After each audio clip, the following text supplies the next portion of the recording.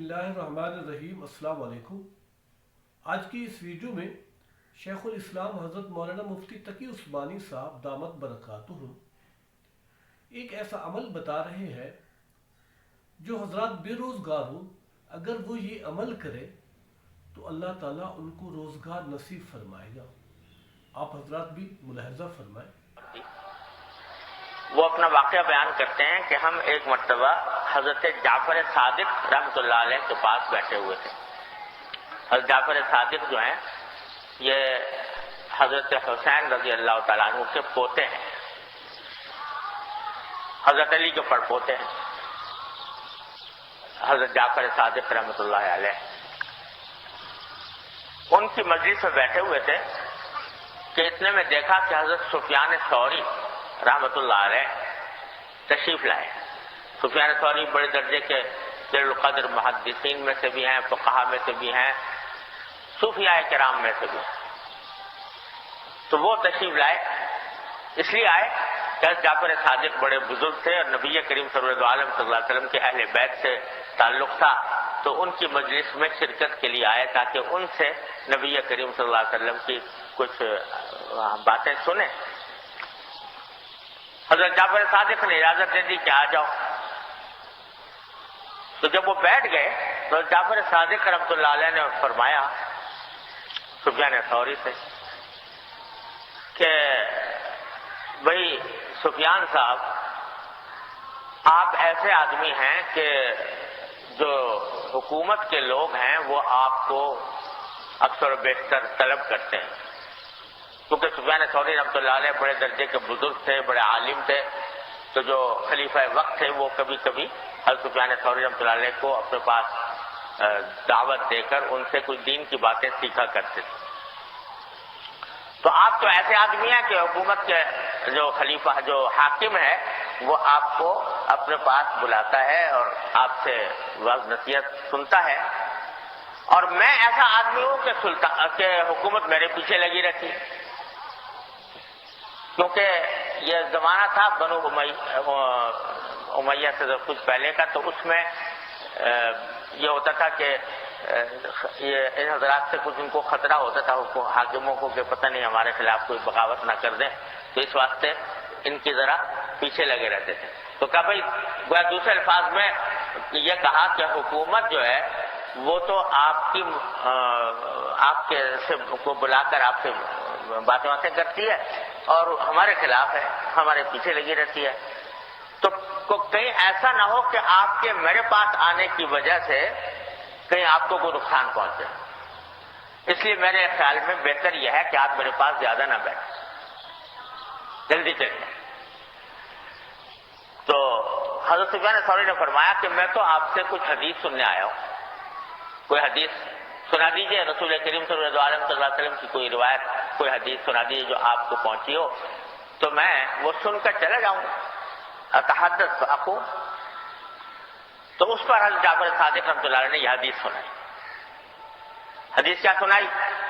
فرمایا میرے والد نے مجھے یہ حدیث سنائی تھی۔ والد سے مراد زین العابدین رحمۃ اللہ علیہ جو حضرت حسین کے صاحبزادے ہیں۔ میرے والد نے مجھے یہ حدیث سنائی تھی میرے دادا سے، یعنی حضرت حسین رضی اللہ تعالیٰ، کہ رسول کریم سرور عالم صلی اللہ علیہ وسلم نے فرمایا کہ من انعم اللہ علیہ بنعمت فلیحمد اللہ، ومن استبطأ الرزق فلیستغفر اللہ، ومن حزبہ امر فلیقل لا حول ولا قوة الا باللہ، او کما قال صلی اللہ علیہ وسلم۔ یہ حدیث سنائی کہ مجھے یہ حدیث سنائی تھی کہ رسول کریم سرور عالم صلی اللہ علیہ وسلم نے ارشاد فرمایا کہ جس کسی بندے پر اللہ تبارک و تعالیٰ کوئی نعمت دے، جس کسی بندے کو کوئی انعام کرے، کوئی اچھی حالت میں پہنچے، فلیحمد اللہ، تو اس کو چاہیے کہ اللہ تعالیٰ کا شکر ادا کرے، الحمدللہ کہے کہ ساری تعریفیں اللہ کی ہیں، شکر اللہ کا ہے، حمد کرے، شکر ادا کرے۔ ایک تو یہ، دوسرا یہ کہ من استبطأ الرزق فلیستغفر اللہ،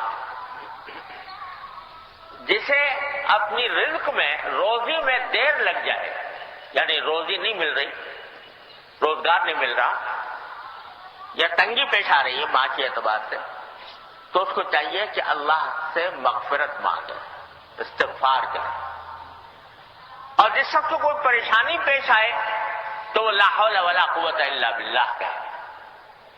یہ تلقین فرمائی رسول کریم صلی اللہ علیہ وسلم، جس کو حسین رضی اللہ عنہ روایت کر رہے ہیں اور جعفر صادق اپنے دادا سے روایت کر رہے ہیں، حضرت علی سے ہوئے، حضرت عابدین روایت کر رہے ہیں حضرت حسین رضی اللہ تعالیٰ عنہ سے،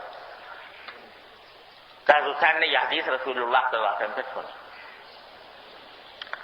تو تین باتیں فرمائیں اور تینوں بڑی عظیم، کہ جب کوئی نعمت ملے اللہ تعالیٰ کا شکر ادا کرو۔ اور یہ وہی بات ہے جو کئی ہفتوں سے عرض کر رہا ہوں کہ ہمارے بزرگ حضرت عارف قدس اللہ تعالیٰ صدر اللہ تعالیٰ کے درجات بلند فرمائے، وہ ہمیشہ اس کی تلقین فرمایا کرتے تھے، اور ان کے طریق کا یہ ایک خاص نرالا انداز تھا کہ بندے کو شکر گزار بنا دو تو انشاءاللہ وہ راستہ پا جائے گا، سیدھے راستے پر لگ جائے گا۔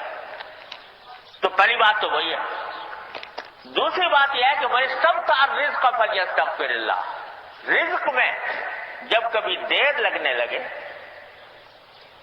کوئی آدمی روزگار کی تلاش میں ہے، روزگار نہیں مل رہا، پیسوں کے انتظار میں ہے، پیسے کم معلوم ہو رہے ہیں، معاشی طور پر تنگی کا شکار ہے، تو فرمایا کیا کرے؟ اللہ سے مغفرت مانگے، استغفار کرے۔ کیوں؟ اس لیے کہ یہ جو الجھن میں مبتلا ہے، پریشانی میں مبتلا ہے، تو یہ قرآن کریم کا کی ایک آیت میں فرمایا گیا کہ ما اصابکم من مصیبت فبما کسبت ایدیکم ویعفو عن کثیر، تمہیں جو کوئی مصیبت پہنچتی ہے، غم، صدمہ، تکلیف، پریشانی، جو کوئی تکلیف پہنچتی ہے وہ در حقیقت تمہارے ہی اعمال کا نتیجہ ہوتا ہے۔ تو اس کا مطلب یہ کہ اگر کبھی تمہاری مراد پوری ہونے میں دیر لگ رہی ہے، دعائیں مانگے جا رہے ہو اور ایسا لگ رہا ہے کہ وہ پوری نہیں ہو رہی، کوشش کر رہے ہو، کوشش کامیاب نہیں ہو رہی، دن رات اس کے پیچھے لگے ہوئے ہو لیکن کوئی حربہ کارآمد نہیں ہو رہا، تو کیا کرو؟ استغفار کرو۔